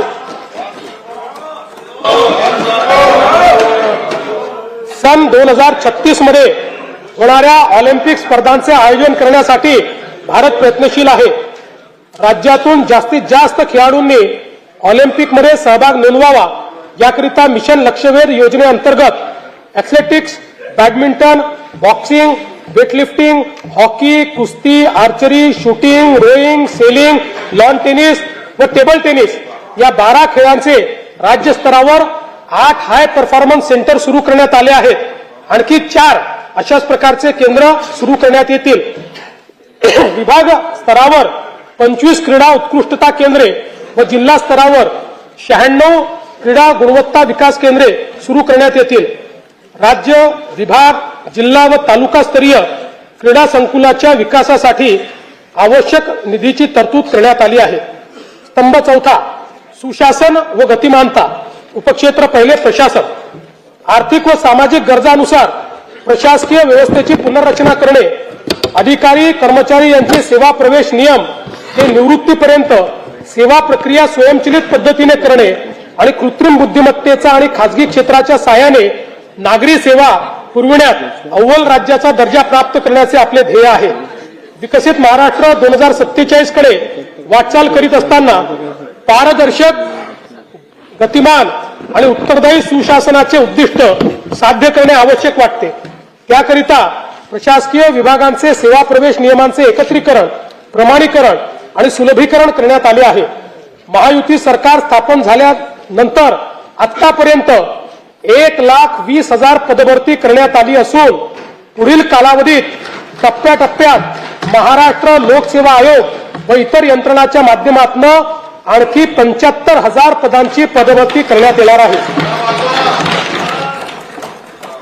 राज्यातील नागरिकांना शासकीय योजना आणि सेवा सहज, सुलभ आणि उत्तरदायी पद्धतीने देण्याकरता शासकीय प्रक्रिया पुनर्रचना उपक्रम हाती घेण्यात आला आहे. या अंतर्गत अर्ज प्रक्रियेमधील अनावश्यक माहिती, कागदपत्रे तसेच छाननी प्रक्रियेचे टप्पे व लागणारा कालावधी लक्षणीयरित्या कमी करण्यात येत आहे. यासाठी आपले सरकार पोर्टल 2.0, मैत्री पोर्टल 2.0, महाडीपीटी 2.0 नव्याने विकसित करण्यात येत आहे. नागरिकांच्या मालमत्तांमधील वाद कमी करणे, मालमत्ता हस्तांतरणामधील गैरव्यवहारांना प्रतिबंध करणे आणि मालमत्तांच्या हक्काचे संरक्षण करण्यासाठी महाराष्ट्र भूमी मालकी हक्कधारी अधिनियम आणण्यात येईल. उपक्षेत्र 2 तंत्रज्ञान. प्रभावी शासनासाठी सर्व नागरिक आणि व्यवसाय सेवा डिजिटलायझेशन राज्यात प्रगत तंत्रज्ञानाच्या पायाभूत सुविधा स्थापन करण्याचे उद्दिष्ट आहे. जमिनीचे 100% व्यवहार संगणकीकृत करणे, 100% ई ऑफिसचा स्वीकार आणि कागदविरहित शासकीय कामकाज सुरू करण्याचे नियोजित आहे. प्रभावी धोरण निर्मिती, जलद निर्णय प्रक्रिया तसेच उत्तरदायित्व सुनिश्चित करण्याच्या दृष्टीने पुरेशा मनुष्यबळासह इलेक्ट्रॉनिक्स, माहिती तंत्रज्ञान व कृत्रिम बुद्धिमत्ता विभाग हा स्वतंत्रपणे स्थापित करण्यात येणार असून त्या सहाय्यक म्हणून आयुक्तालय तसेच स्वतंत्र माहिती तंत्रज्ञान संवर्ग कार्यान्वित करण्यात येईल. राज्यातील माहिती तंत्रज्ञान व बुद्धिमत्ता क्षेत्र गतिमान करण्याच्या उद्देशाने ओपन एआय व सर्वम एआय या जागतिक व राष्ट्रीय स्तरावरील नामवंत संस्थांसोबत हेतुपत्र करण्यात आले आहे. तसेच IIT मुंबई आणि भारत जेन यांच्या समवेत शासनाने सामंजस्य करार केला आहे. कृत्रिम बुद्धिमत्ता, क्वांटम संगणन, ड्रोन, स्वयंचलित वाहन व डीप टेक यासारख्या अत्याधुनिक तंत्रज्ञान क्षेत्रात राज्याला जागतिक दर्जाचे केंद्र म्हणून विकसित करणे तसेच संशोधन, नवोन्मेष व उच्च मूल्य उत्पादनाची परिसंस्था निर्माण करणे या हेतूने राज्यात विशेष धोरण अंमलात आणण्यात येणार आहे. विकसित महाराष्ट्र 2047 या दृष्टिकोनाशी सुसंगत सायबर सुरक्षा धोरण राबविण्याचे प्रस्तावित आहे.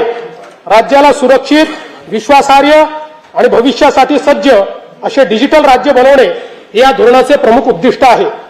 राज्याच्या सार्वभौम डेटाची आणि अनुप्रयोगाची सुरक्षितता सुनिश्चित करण्यासाठी अत्याधुनिक स्टेट डेटा सेंटर स्थापन करण्यात येईल.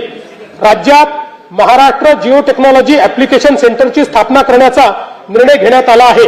राज्याच्या आर्थिक विकासासाठी राष्ट्रीय स्तरावरील उपक्रमांचे कार्यक्षम व प्रभावी पद्धतीने नियोजन करून त्याच्या अंमलबजावणीचे कार्य हे केंद्र करेल.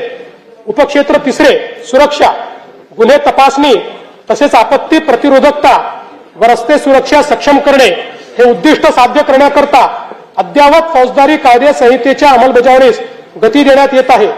तंत्रज्ञानावर आधारित पोलीस व्यवस्था, पोलीस नोंदीचे 100% डिजिटलायझेशन, सक्षम सीसीटीव्ही यंत्रणा, सर्व जिल्ह्यामध्ये प्रगत न्यायवेधक सायबर केंद्र कार्यान्वित करणे आणि ITMS सारख्या आधुनिक तंत्रज्ञानाचा सुयोग्य वापर करून नागरिकांना सुरक्षा प्रदान करण्याचे नियोजन आहे. मानव वन्यजीव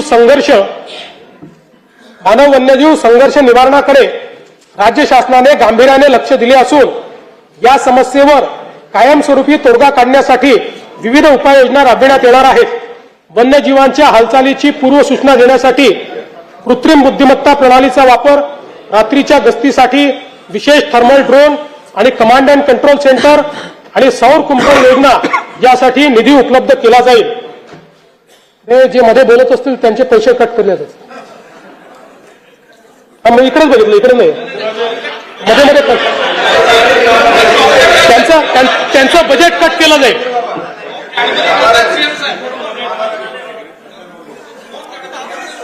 त्यांना परमनंट नाशिकमध्ये बसवण्यात येईल.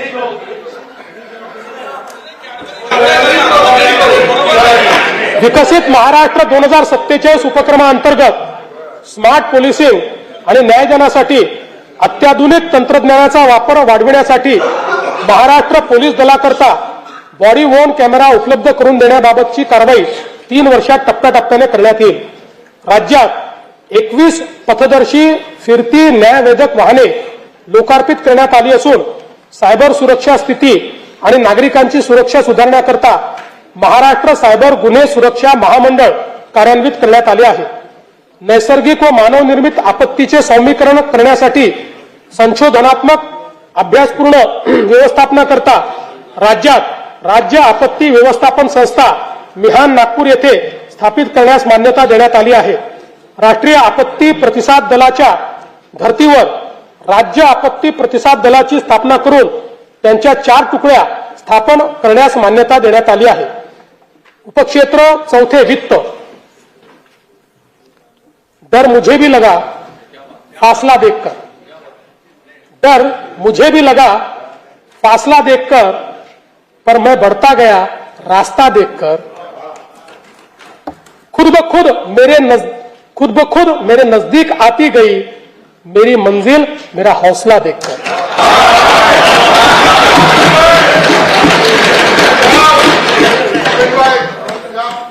खर्चाचे सुसूत्रीकरण, महसूल प्रणालीचे आधुनिकीकरण, कामगिरीवर आधारित अंदाजपत्रकाची सुनिश्चिती आणि पर्यायी वित्तपुरवठ्याच्या स्रोतांचा वापर या उपक्रमाद्वारे दूरदर्शी आर्थिक व्यवस्थापन आणि पर्यायी शाश्वत राजकोषीय मार्ग सुनिश्चित करणे हे राज्याचे उद्दिष्ट आहे। विकसित महाराष्ट्र 2047चे स्वप्न साकार करण्यासाठी सार्वजनिक गुंतवणुकीबरोबर खासगी गुंतवणुकीची आवश्यकता आहे। त्याकरिता महाराष्ट्र सार्वजनिक खासगी भागीदारी धोरणास मान्यता देण्यात आली आहे। या धोरणामुळे राज्यातील पायाभूत सुविधांच्या विकासासाठी मोठ्या प्रमाणावर भांडवल उपलब्ध होऊन अर्थव्यवस्थेला गती मिळेल। देशाच्या एकूण वस्तू व सेवा कर संकलनात राज्य देशात प्रथम क्रमांकावर असून राज्याचा महसूल वाढीचा दर देशाच्या सरासरीपेक्षा जास्त आहे। वस्तू व सेवा कर दराच्या पुनर्रचनेमुळे उत्पादन व उपभोग यामध्ये सकारात्मक वाढीचा दर कल दिसून येतो आहे। सन 2025-26 च्या अंदाजपत्रकात 5,60,964 कोटी रुपये महसुली जमा अपेक्षित केली होती। महसुली जमेचे सुधारित अंदाज हे 6,01,489 कोटी रुपये निश्चित करण्यात आले आहे। 6,01,489 कोटी। सन 2025-26च्या एकूण खर्चाचे अर्थसंकल्पीय अंदाज 7,20,00,000 कोटी रुपये व सुधारित अंदाज 7,55,920 कोटी रुपये असून भांडवली व कल्याणकारी योजनांवरील खर्चात झालेल्या वाढीमुळे सन 2025-26 या वर्षाच्या एकूण खर्चाच्या सुधारित अंदाजात वाढ करण्यात आली आहे। सन 2026-27 या आर्थिक वर्षात जिल्हा वार्षिक योजनेअंतर्गत 21,867 कोटी रुपयांची भरीव तरतूद करण्यात आली आहे। गेल्या वर्षीच्या तुलनेत ही तरतूद 1,702 कोटी रुपयांनी अधिक आहे। सन 2026-27 मध्ये कार्यक्रम खर्चाची रक्कम 2,75,626 कोटी इतकी निश्चित करण्यात आली आहे। त्यामध्ये अनुसूचित जाती घटक कार्यक्रमासाठी 23,150 कोटी रुपये तर आदिवासी घटक कार्यक्रमाकरता 21,723 कोटी रुपये इतक्या नियत व्ययाचा समावेश आहे। सन 2026-27च्या अर्थसंकल्पामध्ये एकूण खर्चासाठी 7,69,467 कोटी रुपयांची तरतूद केली आहे।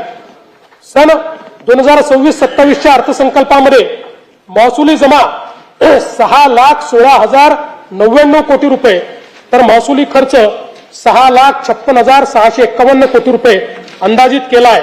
परिणामी 40,552 कोटी रुपये अंदाजित तूट येत आहे। राजकोषीय सुधारणांमध्ये राज्य नेहमीच अग्रेसर राहिलाय। राजकोषीय उत्तरदायित्व व वित्तीय व्यवस्थापन कायद्यानुसार राजकोषीय तूट स्थूल राज्य उत्पन्नाच्या 3% कमी ठेवण्यात यंदाही शासन यशस्वी ठरले आहे। तसेच राज्याची महसुली तूट ही देखील सातत्याने स्थूल राज्य उत्पन्नाच्या 1% कमीच राहिलेली आहे। सन 2026-27 ची राजकोषीय तूट 1,50,491 कोटी रुपये आहे। यानंतर मी अर्थसंकल्पाच्या भाग 2 कडे वळतो। माननीय अध्यक्ष महोदय, आता मी अर्थसंकल्पाचा भाग 2 माननीय सभागृहासमोर सादर करीत आहे। सन 2025-26 या आर्थिक वर्षासाठी राज्याचा स्वतःचा कर महसुलाचा सुधारित अंदाज रुपये 4,09,593 कोटी आहे। सन 2026-27 या आर्थिक वर्षात राज्याच्या स्वतःच्या कर महसुलाचे अर्थसंकल्पीय उद्दिष्ट 4,15,653 कोटी एवढे निश्चित करण्यात आले आहे। एक BS4 व त्यावरील प्रदूषणाची मानके असलेले वाहन निष्कासित करून नवीन वाहन खरेदी करताना मोटर वाहन करामध्ये 16% व BS3 व त्याखालील प्रदूषणाची मानके असलेले वाहन निष्कासित करून नवीन वाहन खरेदी करताना मोटर वाहन करामध्ये 30% सूट देण्याचे प्रस्तावित करण्यात येत आहे. BS 4 व त्याखालील वायू प्रदूषणाची मानके असलेल्या परिवहनेतर खासगी संवर्गातील वाहनांच्या पर्यावरण करामध्ये दुचाकी वाहनांवर ₹2,000 वरनं ₹4,000, हलके मोटर वाहन पेट्रोल कार यावर 3,000 वरनं ₹6,000 व हलके मोटर वाहन डिझेल कार यावर ₹3,500 वरनं ₹7,000 एवढी वाढ करण्याचे प्रस्तावित करण्यात आले आहे. नाही, यांनी फक्त 160 कोटीच मिळणार आहेत, पण हे याकरता केलं आहे की आपल्याला आता पुढे ईव्हीला त्या ठिकाणी बळ द्यायचा आहे आणि असे प्रदूषण करणारी वाहनंही कमी झाली पाहिजे. म्हणून सध्या राज्यात क्रेन आरोहित वाहने, क्रेन माउंटेड व्हेकल यांना वाहन किमतीच्या 7% प्रमाणे एक रकमी कर आकारण्यात येतो. अशा वाहनांना मोटर वाहन कराची कमाल मर्यादा म्हणजेच ₹30 लाख करण्याचे प्रस्तावित आहे. महाराष्ट्र मुद्रांक अधिनियम कलम 59, 60, 63A व 68A या कलमांमध्ये कमी मुद्रांकांवर दस्त निष्पादित केल्यास अपराध सिद्धीनंतर सक्त मजुरी व शास्तीची तरतूद आहे. सदर शास्तीच्या रकमेत फेररचना करून 5,000 वरनं 1 लाख रुपयापर्यंत वाढ करण्याचे प्रस्तावित आहे. यामुळे कमी मुद्रांकावर दस्त निष्पादन करण्याचे प्रमाण नियंत्रणात येईल. प्रगतिशील, शाश्वत, सर्वसमावेशक, सुशासन या 4 सूत्रांना घेऊन हा अर्थसंकल्प मी सादर केला. त्याच सूत्रांवर 4 ओळी सादर करून अर्थसंकल्पीय भाषणाचा मी शेवट करतो. युग नव्या प्रगतीचे, शाश्वत आणि दमदार विकासाचे, सुशासन आणि सर्वसमावेशकतेचे, नाविन्यतेचे आणि पारदर्शी प्रामाणिकतेचे सूत्र हेच विकसित महाराष्ट्राचे. वरील प्रस्तावांना सन्माननीय सदस्यांचा पाठिंबा मिळेल असा माझा विश्वास आहे. जय हिंद, जय महाराष्ट्र. सन 2026-2027 या वर्षाच्या अर्थसंकल्प सभागृहात सादर करण्यात आला. अर्थसंकल्पीय प्रकाशने सन्मान्य सदस्यांना महाराष्ट्र शासनाच्या तसेच महाराष्ट्र विधिमंडळाच्या संकेतस्थळावर उपलब्ध करून देण्यात येतील. सभागृहाची पुस्तकं मिळणारच नाही. आता पेपरलेस करायचं आहे आपल्याला. साहेब, आमच्यासारखे लोकांना ते प्रिंटआउट काढता येईल. प्रिंटआउट आमचं अवघड जातं खरं सांगायला गेलं तर. आमच्या वेळेला हे नव्हतं. शिकायला लागेल आता द्यायला हळूहळू. पाहिजे होती खरं. सभागृहाची बैठक आता स्थगित होत आहे. सोमवार दिनांक 9 मार्च 2026 रोजी सकाळी 11 वाजता सभागृहाची बैठक भरेल.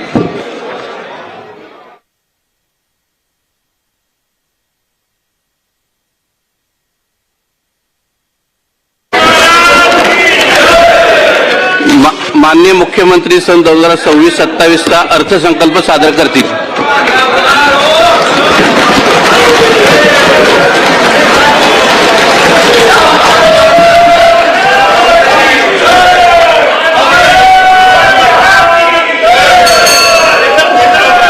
चष्मा घाल ना, चष्मा.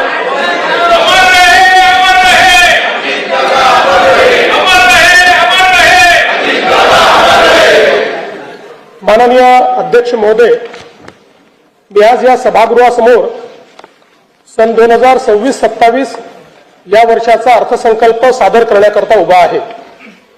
हा अर्थसंकल्प केवळ आगामी वर्षाचा जमा खर्च नसून तो विकसित महाराष्ट्र 2047 कडे जाणाऱ्या आपल्या प्रवासाचा एक महत्वाचा टप्पा आहे. आपल्या सर्वांचे आराध्य दैवत युगपुरुष छत्रपती शिवाजी महाराज, धर्मवीर स्वराज्य रक्षक छत्रपती संभाजी महाराज, स्वराज्य जननी जिजाऊ माँसाहेब, छत्रपती राजश्री शाहू महाराज, महामानव डॉक्टर बाबासाहेब आंबेडकर, राजमाता पुण्यश्लोक अहिल्यादेवी होळकर, क्रांतिज्योती सावित्रीबाई फुले, साहित्यरत्न लोकशाहीर अण्णाभाऊ साठे या सर्व महामानवांना मी अभिवादन करतो.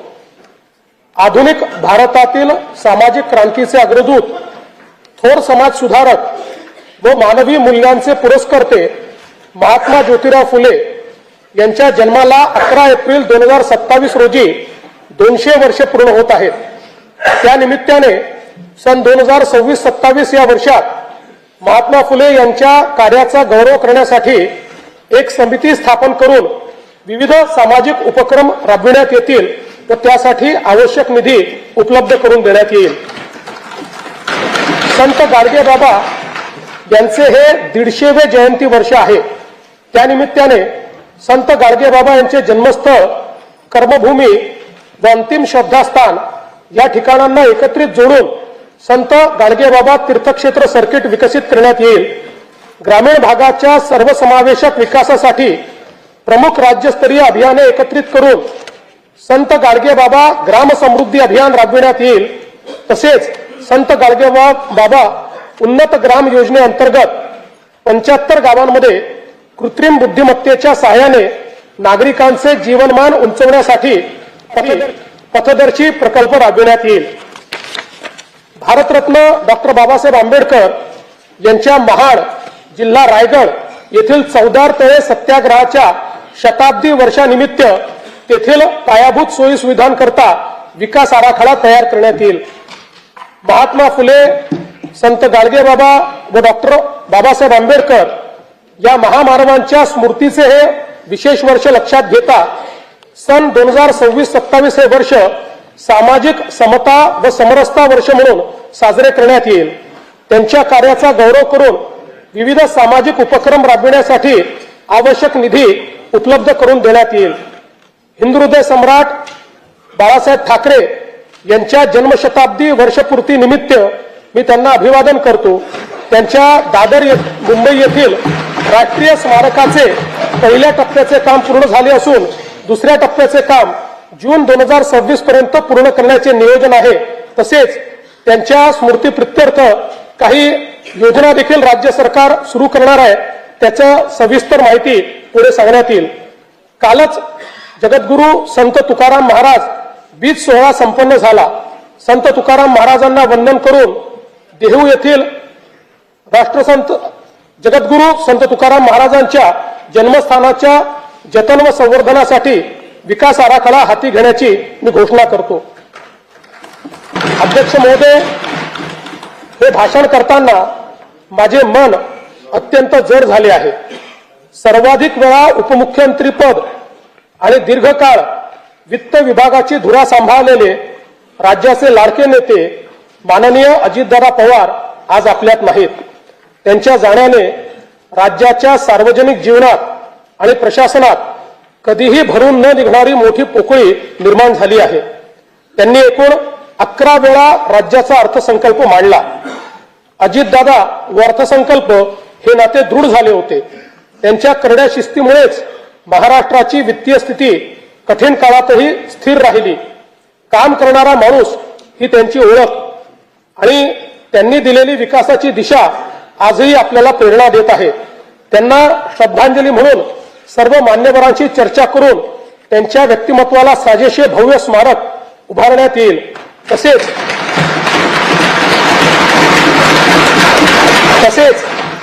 त्यांच्या नावे गतिमान नागरी सेवा पुरस्कार देण्यात येईल असे मी जाहीर करतो. दिवंगत अजितदादांच्या स्मृतींना आजचा हा अर्थसंकल्प मी समर्पित करतो. स्थानिक स्वराज्य संस्थांच्या निवडणुकीत जनतेने महायुतीवर अभूतपूर्व विश्वास दाखवला. त्याबद्दल मी तमाम जनतेचे आभार मानतो. स्थानिक स्वराज्य संस्थांच्या प्रगतीसाठी महायुती सरकार कटिबद्ध राहील याची मी ग्वाही देतो.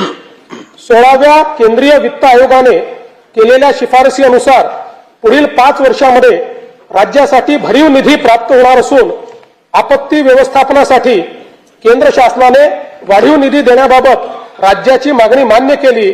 याबद्दल मी भारताचे प्रधानमंत्री श्री नरेंद्र मोदीजी यांचे मनपूर्वक आभार मानतो. राज्य शासनाने देखील 6व्या वित्त आयोगाची स्थापना केली होती. या वित्त आयोगाने विहित वेळेमध्ये आपला अहवाल सादर केला. याकरिता